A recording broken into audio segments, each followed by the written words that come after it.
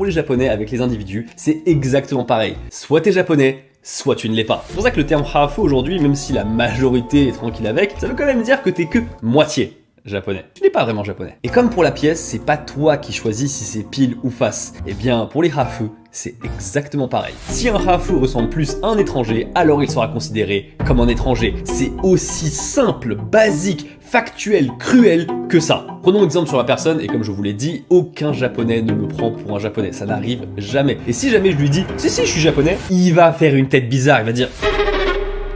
Ok, alors je pense que par politesse il ne va pas poser de questions, mais clairement il va pas accepter l'information. Et en plus mon exemple il est limité parce que même si je vis depuis quelques années partiellement au Japon, eh bien j'ai grandi totalement en France, je suis plus français et je cherche pas à me japoniser davantage. Alors que quand c'est ta seule culture et que cette dernière te rejette, ouah, c'est horrible. Mais alors, être traité comme un étranger dans son propre pays, ça veut dire quoi concrètement? Ça veut dire les compliments sur votre visage, un pardon plus facile si jamais on fait des bêtises dans les coutumes japonaises, ou encore les compliments sur votre niveau de japonais, même si c'est votre langue maternelle. Mais c'est aussi des japonais qui te répondent avec un anglais bancal de fou, alors que tu leur as parlé en japonais mais qu'ils ont pas fait la connexion entre ton visage et le fait que tu parles japonais. Oh,